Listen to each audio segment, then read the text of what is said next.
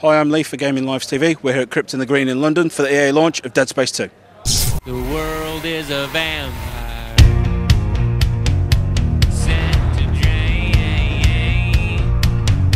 Secret destroyer. You're a dangerous secret, Isaac. I'm not running anymore.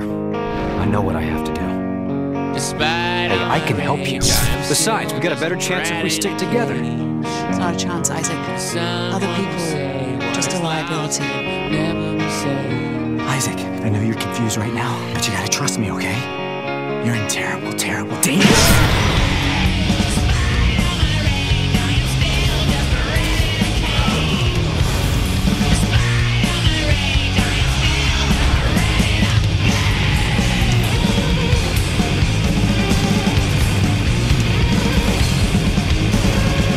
Okay, Jason Graves, composer of Dead Space. Hi Thanks there. for joining us. You're very welcome.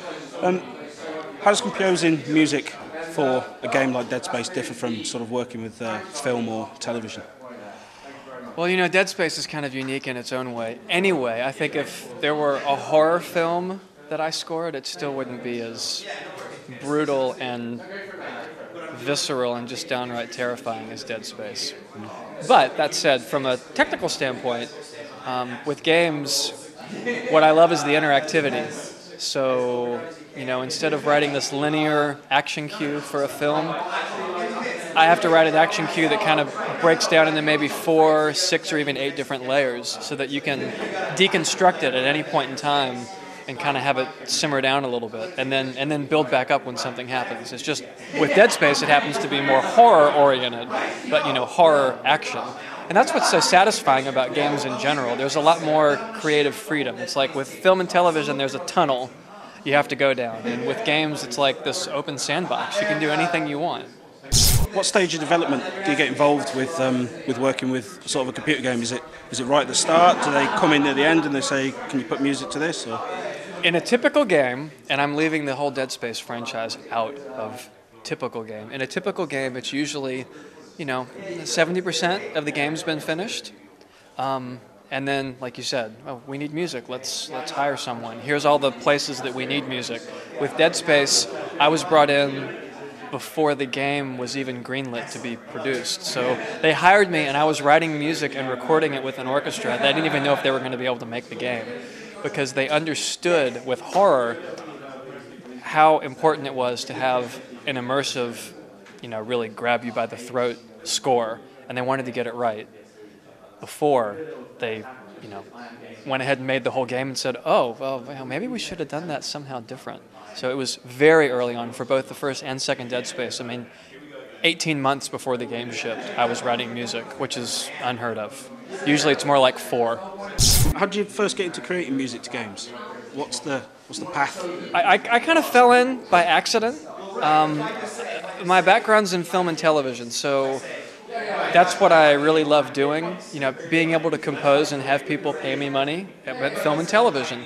But as it turns out, my film and television background was what landed my first game gig. And it was a game based on a film, based on the King Arthur movie that Jerry Bruckheimer came out with 2002, I think. Yeah. So that was my first chance to really write music for games, and it was just so liberating. I got to write all this action music and exploring music and, you know, so much more than I would have for a film or a TV show. And the most important thing was they loved it all. There were, you know, not thousands of revisions, you know, not working on the same 1 minute of music for a week long. I did 60 minutes of music in 6 weeks, and it all got improved, and everybody was happy. Most importantly, me.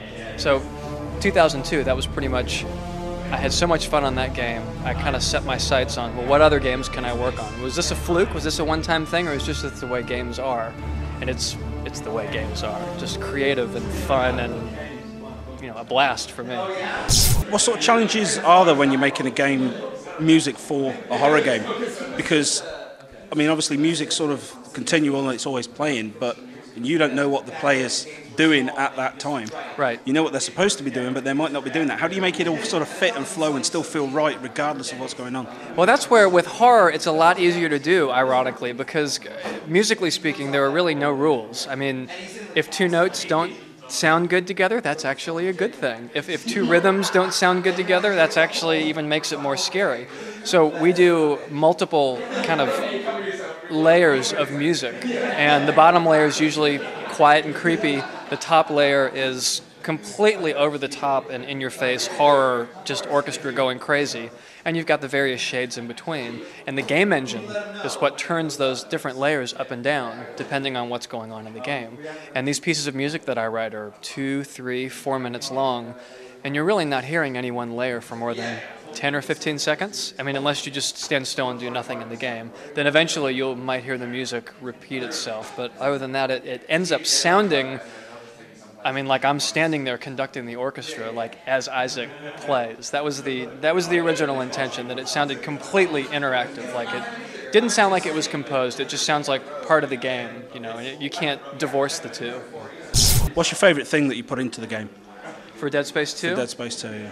The string quartet, I think. Yeah.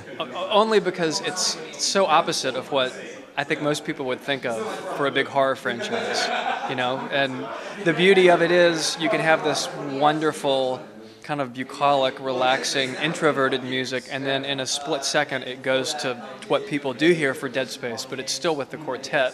And you've got that extreme range that really makes the other side of the coin stand out. So the intimate stuff sounds that much more pleasing and relaxing, and the scary stuff sounds that much more scary, because you've got just this, you know, black and white difference between them.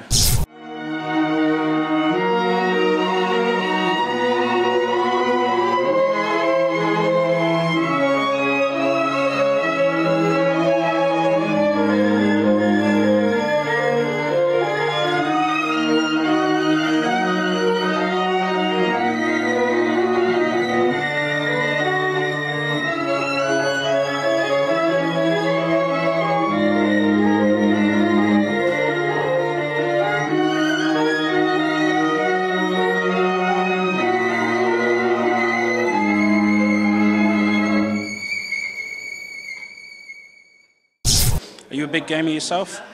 I am, and you know, it's kind of unfortunate in a way, because I end up playing a lot of the games. Mostly 90% of what I play is the game that I'm working on at the time, and the other 10% of the time I'm playing what I want to play. As far as a gamer goes, there just isn't enough time in the day, unless I was, you know, a single, you know, didn't have any kids, wasn't married, and then I could, you know, play all night long. But you know, it's a job, and I'll take that. I'll make that sacrifice, you know. But it is a lot of fun to play, although my skills have gotten kind of rusty, because usually I play with developers and we're on invincible mode. Yeah. You know, then I go play by myself and it's like, I keep getting killed. It was so easy when I was at EA. Oh yeah, I was invincible. No wonder it was easy. You know, you grow lazy. The fingers just don't remember anymore. Yeah, it doesn't matter. Yeah. Any of those other games that you've played, is there any that you've sort of stood out and you've thought, oh, I wish I worked on that? I love the Uncharted series. I thought that was really cool. Very cinematic. Yeah, exactly. Very cinematic, very immersive. Let me think. What else? The Gears of War. I'm kind of a sucker for third-person shooter kind of things. Yeah. I really, really liked Gears of War. I thought that was just so much fun, and the chunky graphics, and you know, it made me feel like I was 10. Let's face it, that's what games do, right? They make you feel like a kid again. Yeah. And those are the kind of titles I like to play. Cool. Well, Jason Graves, thank you very much. You're very welcome. Thank you.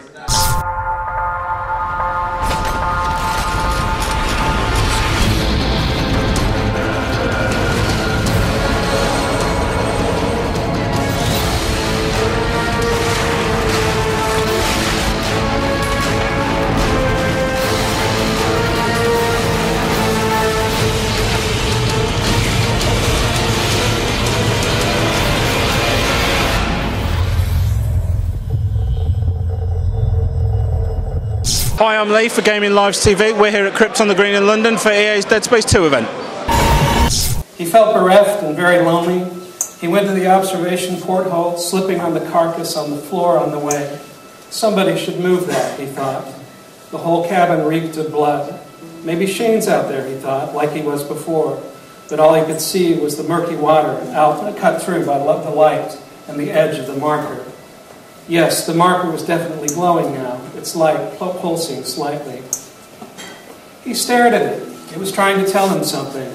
What had Shane said? That it had to be left alone, that they didn't need to understand it? But why then did he feel like he wanted to understand it, like he wanted to learn from it? Maybe Shane had been wrong. He stared and stared. For a moment he felt he could hear the voice again, maybe Shane's voice, but then it grew softer and softer and was gone.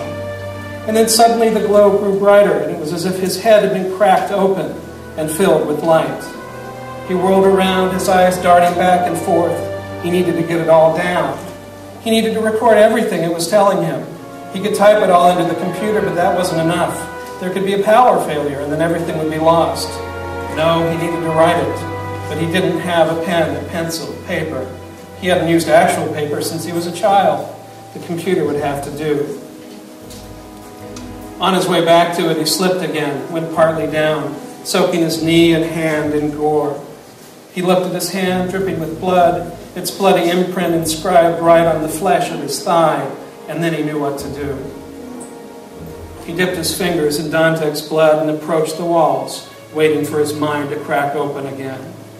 When it did, it flared with symbols. He could see them perfectly in his head, shimmering there.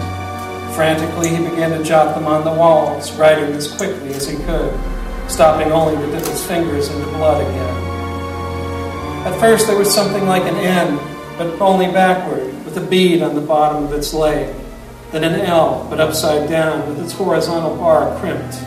Then something that looked like the prow of a ship, moving left to right, a porthole just visible, and a circle within a circle. After that, he was writing so furiously, trying to keep up with the figures streaming through his head, that he couldn't keep track, could only let his fingers trace out the patterns and move on. When he hit the porthole, he didn't stop, just wrote right over it. Anything that got in the way, he wrote on. After a while, he was running out of space and started writing smaller so that there'd be enough room. When he ran out of room on the walls, he wrote on and under the instrument panels. When he ran low on blood, he stomped on what was left of Dantek's chest, trying to force more out. But only a little came out. So he stomped on a limb hard, and blood began to leach out. Before too long, Dantek's body had been torn to pieces, looking even less human than when he'd started. I'll stop there. Thanks.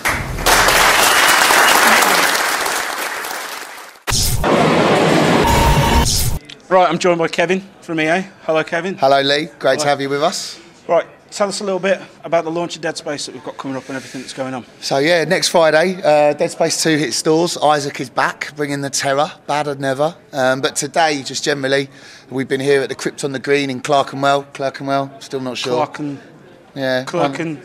We're somewhere in East London. Creepy church. Yeah, we're at Creepy Church in East London. And we've just, it's been a great day. We've had, Christopher Judge from Stargate with us, and I don't know if you guys caught it. We had a string quartet from London Philharmonia here earlier, playing some music, sensational. Exclusive of the first couple of chapters of the game. So it's been a great event today to kick us off for our week, running up to launch, really. After Dead Space, what have you guys got coming?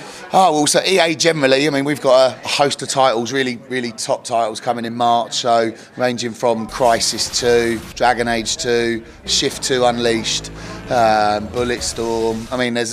There's a lot of good games coming. There's a lot of good games. Yeah, we've got, we're obviously working with Valve on Portal as well. So, happy days really. Loads of good games in the EA office. It's all good. What have you been playing a lot of lately? So, it's not up to date, but I've only just started my second Mass Effect 2 playthrough with all the DLC. So that's been good fun, and the Shadow Broker stuff and Kasumi and things like that. Playing Dead Space 2, I'm up to Chapter 9. I can only play a little bit every night because I get a bit scared. But yeah, I played a lot of Hot Pursuit. But I did play other games as well that aren't just EA games. So I enjoyed Vanquish. I got to the last boss and I couldn't do it, so I gave up. Editor of our website couldn't get past the first level. I played it on hard as well. He played it on easy. No, I got to the last boss battle on hard, and yeah, it's one of my gaming regrets of recent times that I didn't stick it out. I just gave up. But yeah, I just played loads of good games, and I played Tron. I should maybe and I played Tron. Yeah, but I should do. I'm called Kevin Flint, so it's only right that I play that game.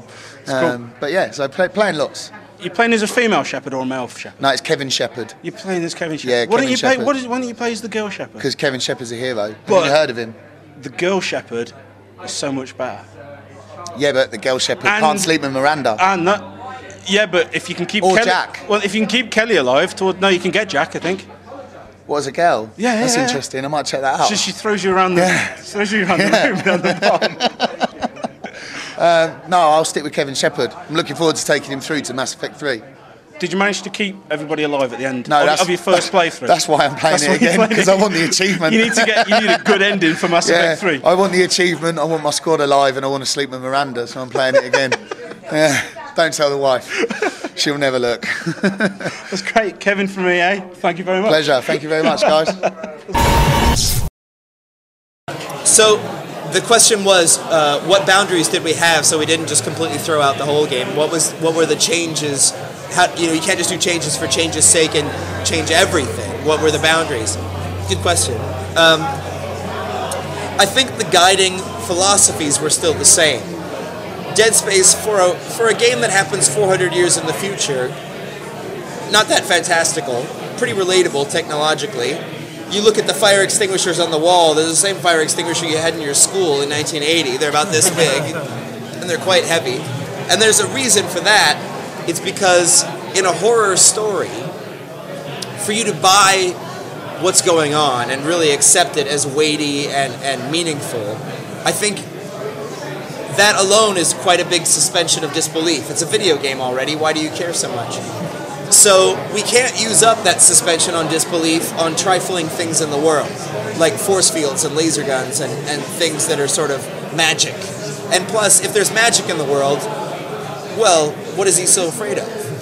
So our guiding principles are still the same, governed mostly by relatability. So what we try to do is be conservative in our future imaginings. It's not Sid Mead, it's something that you can immediately read and believe, and to pepper the world with the touchstones that make something really feel like what it is. So that doesn't make a ton of sense, but what I mean is, when you think about the settings you go through in Dead Space 2, a hospital, a shopping mall, an elementary school, a church, we spent a lot of time diving down on what makes an elementary school feel like an elementary school. There are certain indelible impressions. We've all been to elementary school, at least I would hope so. Some of us. I didn't say finish. We've all been. And we all have some takeaways from that, some universal impressions and things that we all remember. And so we tried to move those forward, onto a space station, but not so fantastical that you couldn't immediately recognize them and smile. So that sort of philosophy governed how much we would change things. So the question was to touch on inspirations for Dead Space 1 and 2 visually. I think the key for what we try to do as much as possible is to, when we're thinking of our inspirations and look back on them, is to try to get beyond the exact visuals or the exact things they did and move into how they made us feel. So there's no doubt that we're inspired by these things that we've seen, and as we all are, right? But instead of literally copying things from Alien, because H.R. Giger's stuff is so influential that if you do it again, you're just going to be derivative. But instead think of, well, how did it get us there? So the pacing of Alien, or the loneliness and distrust of the thing. Not just that some bits sprouted out of a guy's head and it crawled on the ceiling, creepy, but let's not do that specifically, but it really accomplished some things that we liked. And that sort of thing then can translate across media. So we looked at that sort of stuff from film. We looked at a lot of paintings by Dutch masters when they really got into light, right? Dead Space is known for its lighting. Lighting is almost a character in the game in itself. Like, lighting can be your ally or it can be your enemy. So we looked at, when in art did light sort of become a character in painting? And it was really sort of Rembrandt in that time. Science textbooks, parasitic fungus, that sort of stuff. In terms of grounding things in reality. And again, how does it just make you feel? The dentist. We've all been to the dentist and had sort of relatively unpleasant experiences. Your teeth are great. Maybe you're fine. But, dentist lights, as an example, right? As a certain touchstone, they're very peculiar because they're on that arm, so they can move it around at you, and you feel sort of interrogated and that sort of stuff. And we try to figure out how these various things made us feel rather than literally copy them visually, and hopefully get some of that essence into what we're doing. In school, I was an illustration major. Actually spent a semester here in London drawing, and didn't touch a computer until after college. And that was in the mid-90s. In 95, 96 is when the PlayStation came out. Right, the move to CDs from cartridges. Suddenly they could have a lot more storage and a lot more graphics. So I started as a background painter, doing backgrounds for Japanese-style RPGs, Final Fantasy-style stuff.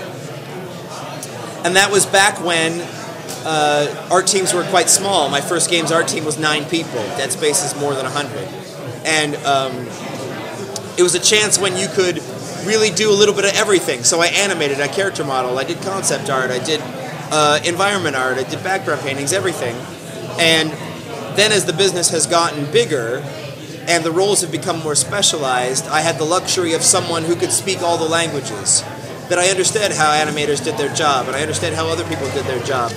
I'm far from the best on our team at any one of those disciplines now, but I'm pretty good at understanding how they all do their work and what they might need to be more successful. I talk a lot more than I draw now, especially today. Excuse me. I'm going to have trailer guy voice soon.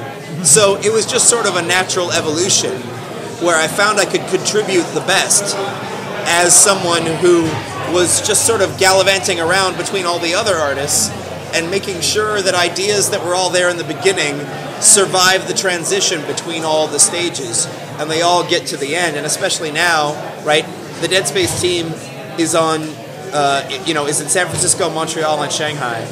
And all those teams need the coordination and someone to explain this is where it's all going. And see this painting that we made, here's what's important about it, and here's how it makes us feel, and here's how we're going, and that sort of thing. And it just felt like a natural evolution of back when it was just the 9 of us and we all did things together, now into this. So the question was, how does the idea of starting the game in a straitjacket and helpless come about? And then do I, as the art director, have any input into story and how it goes? So I'll answer the second first, which is yes.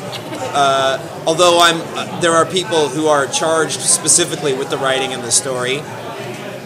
For this all to be effective, especially with horror, all the parties need to work together. So yeah, we're in the room all together hashing out the story, more in a beat-to-beat sense. I didn't write any of the dialogue and the broad characterizations and stuff. There are people that sort of are in charge with that. But a lot of the moments, for instance, might come from me or might come from anyone, really, the good moments along the way. Specifically, the hospital came about.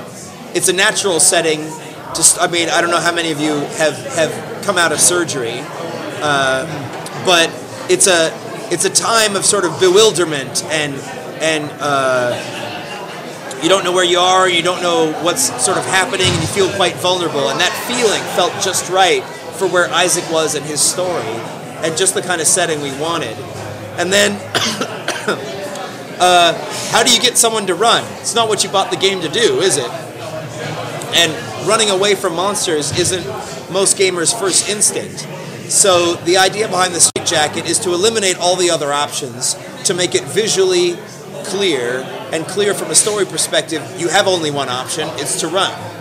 And then from there we gradually open up the options to you until by the end of level 1 you've sort of come back into your own and you've discovered your true self again, and you can start, Isaac can start driving the story himself from then on. So that was the idea.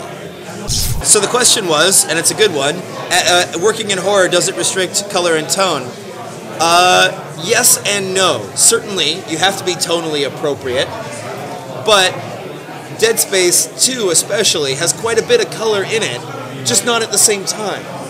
We use color a lot of different ways to accomplish an emotional goal at any one time. We do very extensive color grading, where the colors of the world are pushed one way or the other, depending sometimes on the scene, but also depending on what's happened. You'll notice if we ever get grabbed, by a necromorph, the screen goes quite contrasty and red.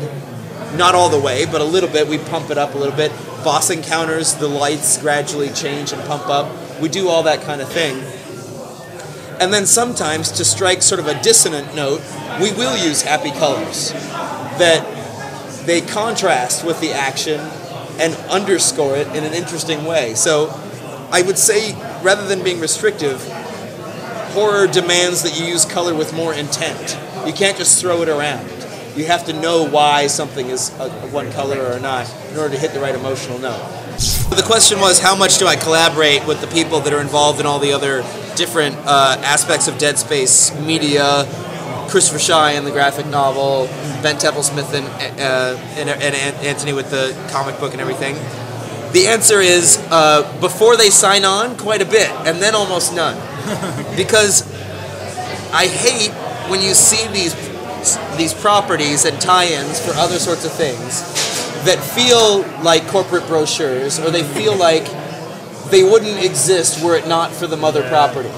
So our idea, when we're doing any of these sorts of things, is number one, they should exist on their own merit and live or die based on that merit. So what we try to do is seek out people who are really, really good at whatever it is that medium is, either a good author or a good artist or a good whatever, and whose work feels emotionally appropriate. And once you've done that, there's really nothing more to do. I don't want the graphic novel to look like the game. I don't want the comic books to look like the game.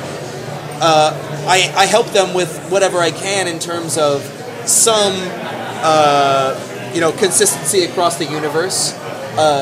In the first comic book, before the game was even out, they referenced something as a plasma cutter, and they just sort of guessed what it looked like, and it was sort of like a pen, and that wasn't right at all. And I just said, hey, here's what a plasma cutter looks like, and they went, oh, right, okay, and they changed it. But I very rarely ever intercede on, like, well, I think this should be a different color, or this doesn't feel right, or that sort of thing, because the whole point is to not do that, to let them do what they are so great at. That's why we chose them in the first place. So technically I'm quite involved, but actually as a percentage of my day, it's very small. We spend a lot of time, and I'm quite involved in the beginning, finding the people who are appropriate and figuring out who's going to work. And then we sort of have some meetings, make sure everybody's of the same mind, do a couple samples. But beyond that, it's very light lifting. There's not much involvement at all. And I think the work is that much stronger for it, that I hope that there are people who are big fans of the Dead Space graphic novel who come at it completely from that world and might not be fans of the game at all. And similarly with the animated feature or the novel or anything else we do, that they exist on their own merit. Part of the appeal with Isaac was the monosyllabic, silent, brooding He was hero. non-syllabic. Yeah, okay. I was being polite, but yeah, non-syllabic. Yeah. Why the change with the second game? What was the decision why you gave him a voice? So the question was, why did we give Isaac a voice in the second game? And there were two reasons. The initial idea behind Dead Space 1 is that by having a more mute avatar and a helmet, right, you'd be able to put yourself into that adventure easier. You'd be able to imagine this was you enduring these horrors, etc., etc. So that probably worked out okay, but it had a couple of side effects. Number one, I think, is that it had a certain emotional distance into the story, because all these things were happening and your character didn't seem to really react that much. He never said anything, he never expressed doubt, he never sort of expressed fear, and I think it kept a certain distance. And you were like, oh, okay. And second, and this one we didn't really foresee, but now it makes perfect sense, is that he felt like an errand boy, because by the nature of a mute character, he didn't decide his own adventure at all. A bunch of people on the telephone told him where to go, and he unquestioningly accepted these assignments, which frequently turned out to not bear any fruit, and then he had to go do something else, and he unquestioningly accepted this new assignment, and off he went. And people felt a certain amount of disempowerment from that feeling. So it wasn't so specifically that we wanted to give him a voice and a face and a character, but we knew that he needed to own the story more. He needed to decide where he was going. He needed to call other people on the phone and tell them what to do.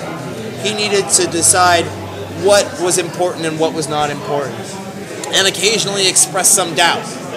You hear him in the first level of the game. He says to the girl on the phone, "I don't need your help." And other times when she calls and he's in the middle of a fight, he's like, "Not now," and it ends. Those are purposeful. Those are to give him some ownership of the experience. And as a side effect, then it became quite clear that he needed to have a face and a voice to do those things. So that's why I'm sure that it's going to be different than some people imagined what he would sound like or look like, but that's the nature of it. But it was done for a very specific reason.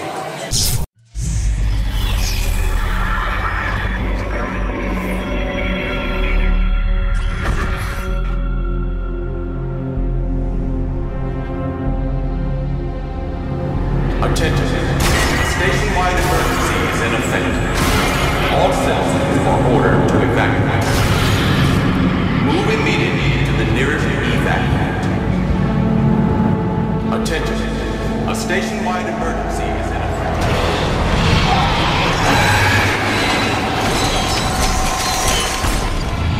This is bigger than you and bigger than the lives of everyone on this station.